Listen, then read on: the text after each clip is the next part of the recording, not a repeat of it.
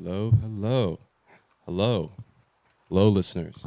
You're listening to KRUI 89.7 FM, your sound alternative. I'm Amman, the news director here, with my co-host Julia Wilson in the IMU studios, and today we'll be interviewing City Council candidate Clara Reynen. Clara Reynen. Clara Reynen. We Reynen. I always say it's like the bread, like rye bread, Reynen. I think if the Y and the E were in opposite spots, it would make more sense. But no one had the wherewithal to spell it that way. Okay, I think I mispronounced Bruce Teague's name incorrectly for the entire interview. That's funny. And that's documented now, so I don't want that to happen again. Let's get into it. Reynen. Reynen is an artist, writer, and community organizer, and professional librarian. She attended the University of Iowa for her undergrad, where she received her Bachelor's of Arts in Theater and Religious Studies. Reynen is in her final year as a graduate student here at the university and is an active member of the Campaign to Organize Graduate Students, also known as COGS. She's been endorsed by the YDSA, Progressive Victory, and sitting councilmen, including Oliver Weiland and Laura Berges. I hope I said their name correctly. Berges, but Berges. yeah. Everyone has the last name on city council. I can't say it. They should just put like pronunciation guides like next to everybody's names. Mm-hmm. That'd be much more considerate of them. I think so. Take note. All right, I guess we'll just jump right into it. What inspired you to run for city council this year? Like, did you have a moment that really pushed you to say, I'm going to do this? Yeah, I mean, I think the moment that I realized that something needed to change in local politics was definitely while I was still getting my grad degree in library science. A lot of what it was that at the time, the state was really starting to attack the rights of transgender folks here in Iowa. And I went to a ton of city council meetings. My friends went to city council meetings, and we tried every tactic imaginable to try to get city councilors to listen to us, to do something. And they would say all the time, we hear you, we see you, I'm sorry this is happening, but we can't do anything. And at that same moment, I was learning how to be a librarian, and it was being stressed to me over and over and over again that if you are in a job where public service is a component of it, you don't stop at anything to get people the resources they need, even if that means you can't accomplish it the same day they ask for it or the same day they request it, but you follow up with them. You show them that you're trying to find it until you do find it or accomplish whatever that is. And so I think it was just that juxtaposition of seeing in front of me such lack of commitment to meeting people's needs while I was learning how crucial that was at the same time. Is really what sparked me to consider running. And then this year there were folks who were up for re-election who I didn't think had represented Iowa Cityans very well. And so I thought, even though it's my last year of grad school, it's really important that we get these folks voted out. And so that's why I decided to run this year. As a graduate student at the university, you were heavily involved in labor organizations through the COGS. How will your pro-labor stance influence your approach as a city council member? Yeah, I mean, one thing I've learned organizing with COGS in particular is just that when you are fighting against a system that does not want you to succeed, it requires a ton of persistence. It requires not stopping at anything. And I think seeing how hard folks involved in the union have worked to sign up new members. Like right now, it's our membership drive week that we call Blitz. And we have folks walking through every building on campus multiple times over the course of 2 weeks to sign up new members for the union. And I think just seeing how dedicated people are to improving the material conditions of workers has been really inspiring to remind me to keep going and to keep pushing. And I think that walking into city council with that same attitude, knowing that I'm not going to be able to accomplish everything right away, but that doesn't mean I give up, I think that same attitude will serve really well in such a hostile state, particularly towards marginalized groups. Some of your opponents have made it a large part of their platform to market all Iowa City has to offer, especially to business interests. On the flip side of that labor involvement, say I'm an entrepreneur or a skilled worker looking to set up shop or build a career. Make your pitch to me as to why I should locate in Iowa City. Ooh, that's a good question. Y'all are coming in with like the good questions. My pitch for either an entrepreneur or a skilled laborer is that Iowa City, even though it's one of the most expensive cities to live in Iowa, compared to the national cost of living, it's lower. We have a lot of amazing amenities that you would find in larger cities that are more expensive, like the art scene, like the university, for example. I think especially for young families, knowing that their kids can attend college classes while they're still in high school is really appealing. I think knowing that they can go to Hampshire is really appealing. You get a lot of kind of like the big city feel in a small connected town, and I think that's great. And in addition to that, I think especially with the work that the Iowa City Downtown District is doing, I think they're doing a great job of really trying to make this a place where small businesses can take off. I know we see a lot of predatory landlords downtown who make it hard for small business owners to set up shop. But I think that the folks who are at Iowa City Downtown District really want to prioritize that.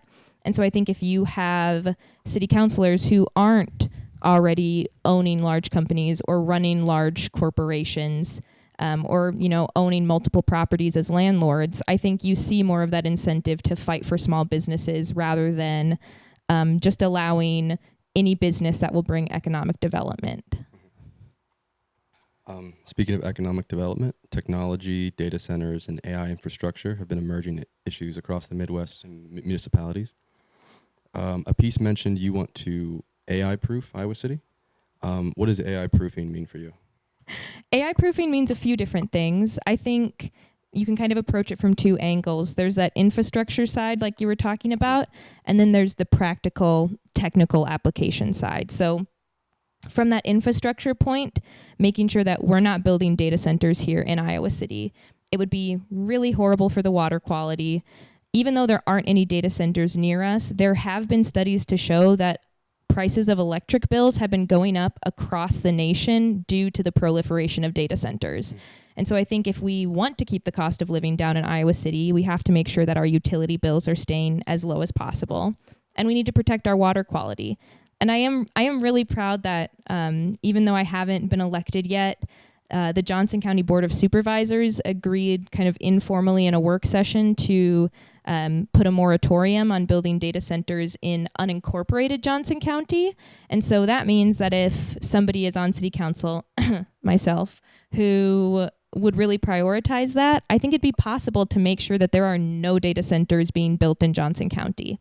And then from that practical application side, I want to make sure that the city is not using AI in any way that would impact folks' quality of life. So, for example, in New York City, the Administration for Children's Services, which is kind of like Child Protective Services, they've been using AI algorithms to flag high-risk families for years. And whenever you're using an AI program to track crime or to predict potential crime, it relies on historically racist data, right? And so you're just seeing that marginalization and that prejudice towards single mothers, people of color, particularly Black families. You're seeing those flagging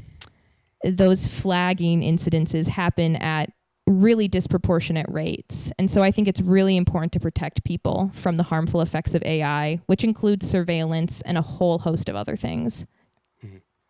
Yeah. So many residents in LGBTQ, immigrant, and other minority communities have expressed concern about the discrimination and reduced protections at the higher level of government. At the same time, some worry that strong local equity policies could affect the funding relationships. If elected, how would you navigate that balance, protecting community members while maintaining essential resources for the city? Yeah, that's a great question, and it's an important one. I think it's a hard question because what I have seen is that in cases where like one of my inspirations to run was the fact that I wanted the city to protect trans people and they weren't doing it precisely because they said they were worried that it would affect people, or that it would affect other funding sources. And in my opinion, if fear of the state government is what keeps us from acting on a local level, then I don't know what the point of local government is in the first place, right? In Iowa, Iowa has this concept of home rule, which is essentially the idea that municipalities know what's best for them. And you have a little more control in states with home rule over local policy than you do in other states. And so I think that we can kind of take a short-term and a long-term approach. And so if we implemented a policy to protect, for example, protect immigrants, like we saw in Chicago, the mayor of Chicago implemented ICE-free zones, right? Say we did something like that here in Iowa City and the state retaliated by pulling funding from, they already pulled funding from the libraries, which was going to be my first example. But, say they pulled funding from some other sort of essential service, right? Like, we can fight that. We have mechanisms to fight that, whether it's judicially, and we could get an injunction placed to prevent that funding source from being cut while that lawsuit is ongoing. I think a lot of times there's this fear-mongering tactic where the idea is that the second the state pulls funding, it's gone immediately and there's nothing you can do to get it back.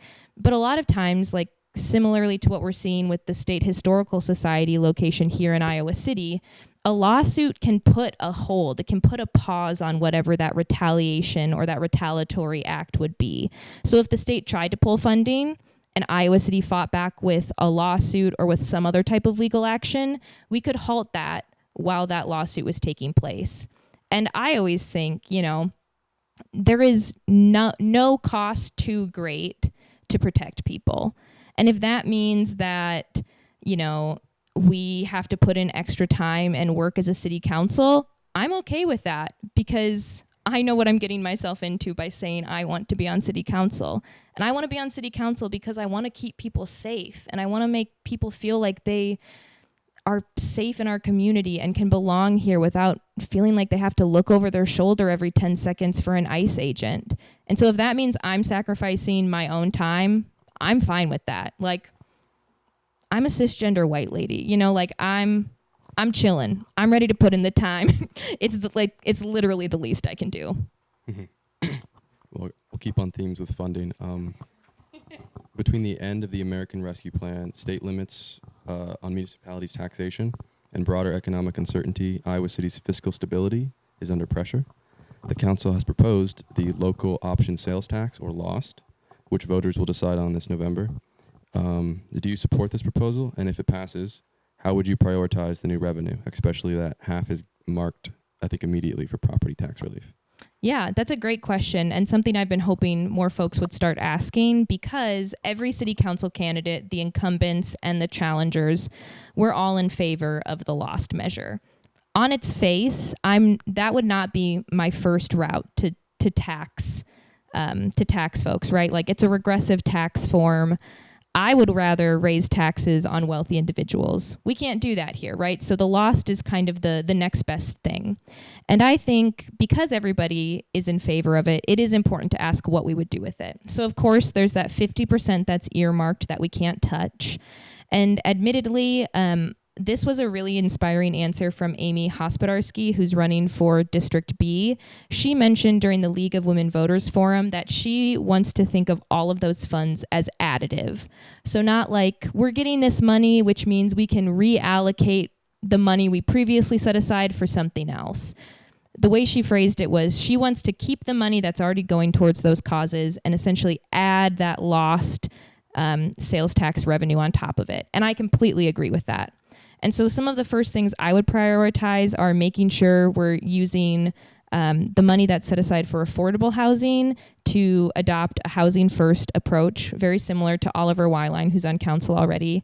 In Iowa City in particular, with Shelter House, they have 2 permanent supportive housing apartment buildings already. And out of everyone who's entered permanent supportive housing there, 98.9% of those folks have stayed housed for at least a year. And on a national level, A housing first approach for folks who receive those services reduces their emergency room visits by up to 57%. And so if we're concerned about how much money folks are spending on, on their taxes for things like Medicare and Medicaid, which, first of all, I think, like I said, taking care of people doesn't have a price tag. But if that is a concern of people, even though they are going to have this additional tax, it will actually save them money in the long run.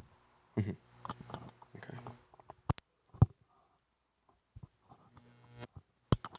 Okay. Housing affordability is perhaps one of the most prominent issues this election, with every candidate proposing different strategies to address supply. Some candidates have pointed to tools like TIF districts and density bonuses as potential strategies. What tools or collaborations would you prioritize, and how does your vision differ from the current City Council's approach on housing? I really like that you use the word collaboration in that question because admittedly, probably one of the reasons why I don't think of some of those economic incentives first is because I'm not a business person. I'm not a landlord like some of the other counselors who are up for re-election, right? I don't jump straight to the economics because when it comes to that, there are city staff who are experts in that field, right? And so I'm really thinking about what is my unique approach, what are my areas of expertise, and how can I add that to the knowledge that city staff already has. So in particular, I really want to emphasize strengthening the Iowa City Tenants Union.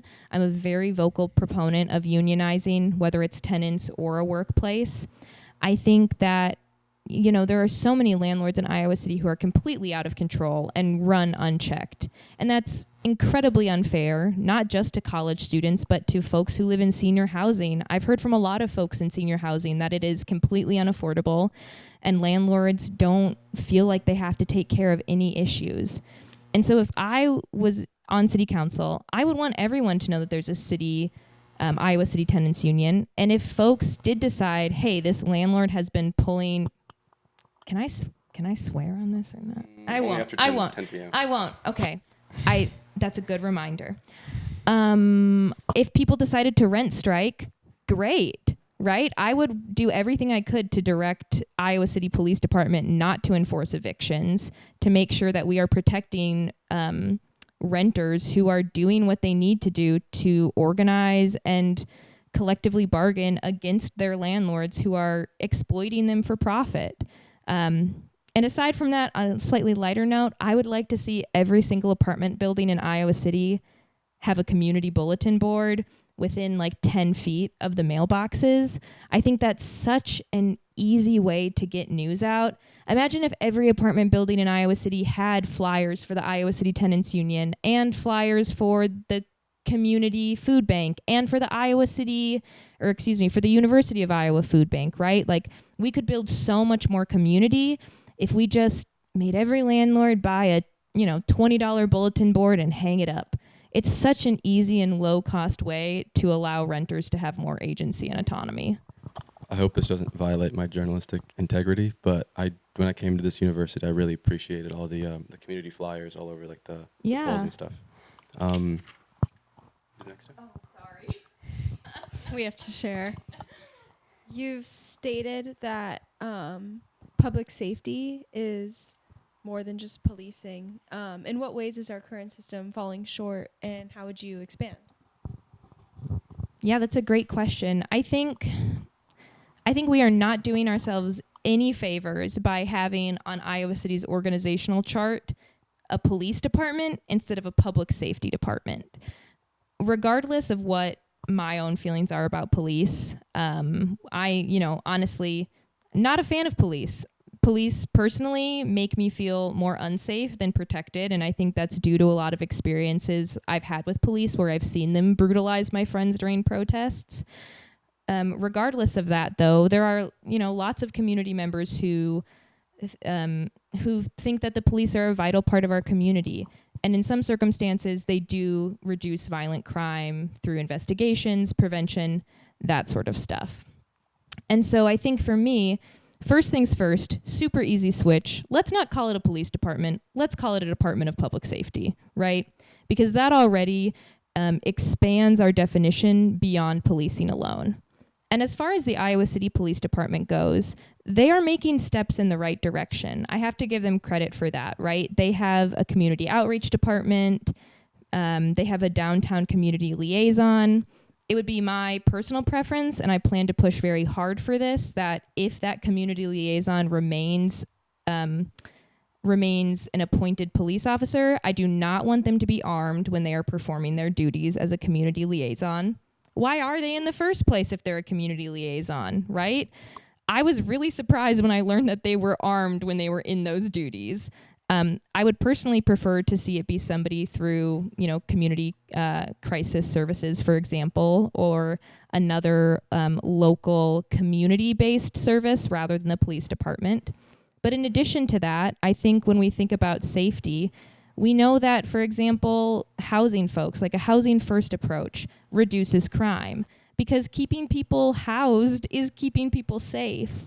And so I think when we think about safety as this really reductive view that focuses only on crime, we are reducing people to the hardest and worst moments in their life when they've had to make decisions that are difficult or not productive or not healthy in order to protect themselves, right?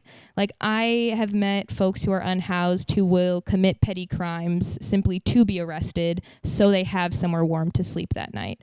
That's heartbreaking, and I don't think anyone should ever be put in that position. So I really want to expand it so it can be more encompassing of multiple factors that make our communities safe, including things like COVID mitigation, right? Like, every single city building should have HEPA filters. That keeps us safe. Oh, I could talk about this for a long time, so I'll probably end it there.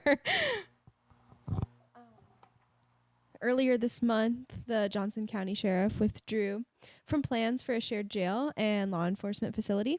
He told the press discussions remain open after a university survey showed rising public support. Would you support revisiting this project? Why or why not? I would not support revisiting a joint facility between the Sheriff's Department and the Iowa City Police Department. First and foremost, I think fundamentally I am opposed to consolidating powers that have the authority to carry out lethal force. I've heard so many times people try to dismiss that by saying, Clara, they're not combining operations, they're just sharing space. But I've lived with roommates.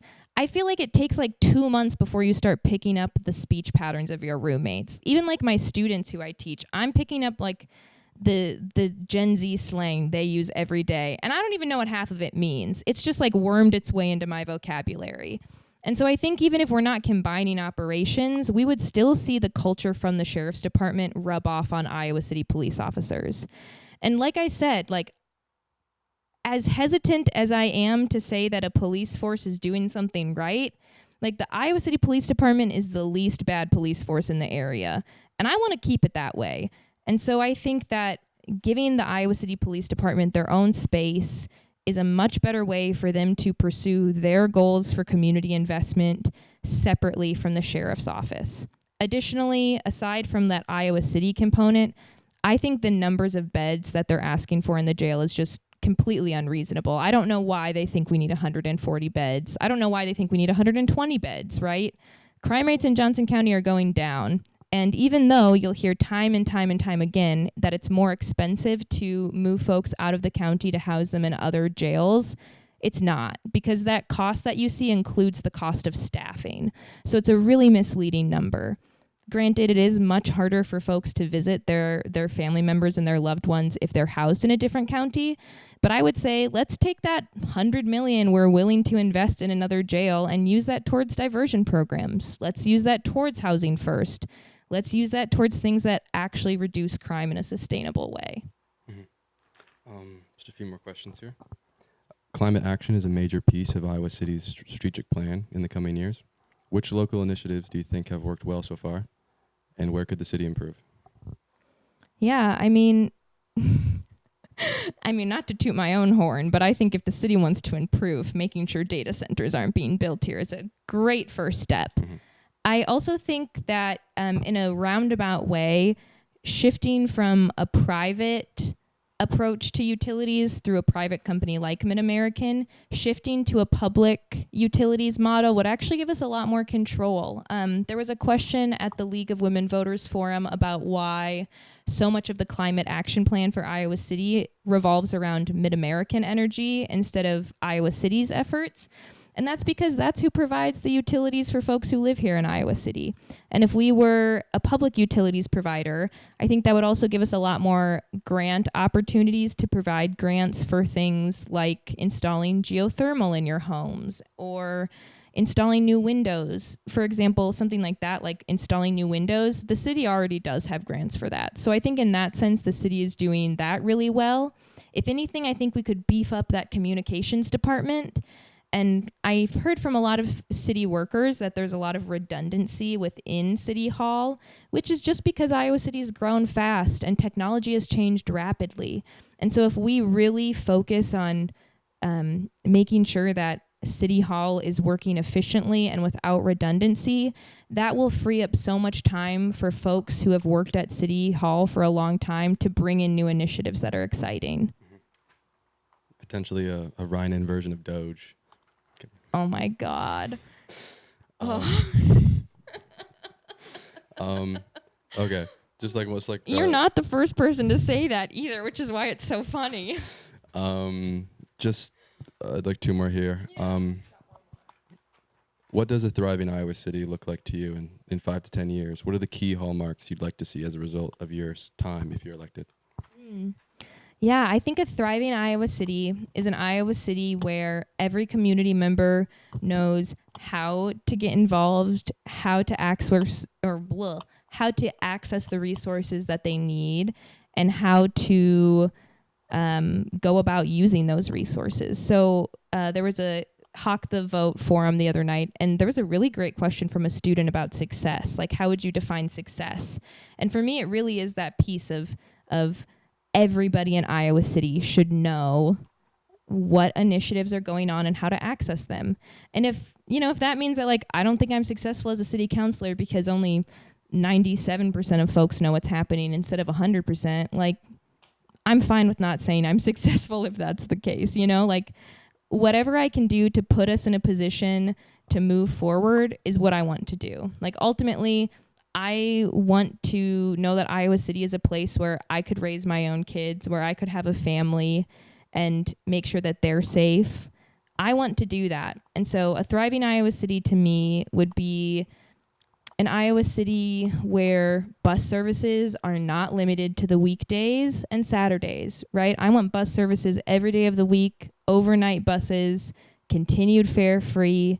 I want Iowa City to be accessible. Before we even think about building, new businesses on the outskirts of town, or before we think about building new businesses, even if it is density infill, right? Like, Iowa City needs to be accessible first. There are so many places in Iowa City that community members can't access because they're not accessible. And so I think addressing that first, that could take 5 years if we do it with a slow and measured approach. And if that's my claim to fame for Iowa City, like, I'd be so thrilled.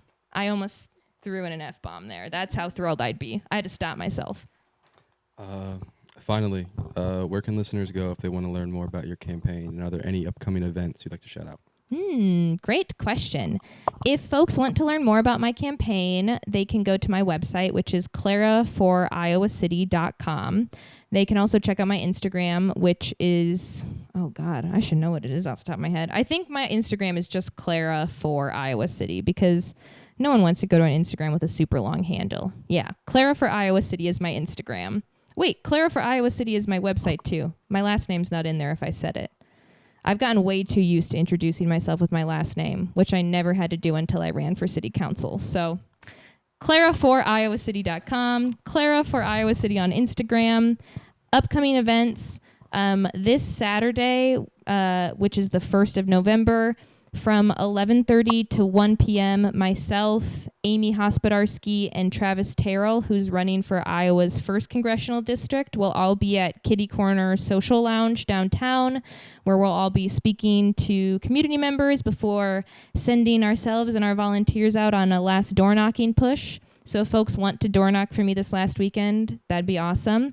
We're also going to be door knocking on Sunday the 2nd, leaving from Kindred Coffee at 3 p.m. And then on Tuesday night, there's going to be an election watch party. I'm not totally sure where that's going to be yet. We're still working on that, but I'll put it on my Instagram once I know. Clara Reynen, thank you for sitting down with us and discussing these important issues. Anytime. Thank you for listening. Yay.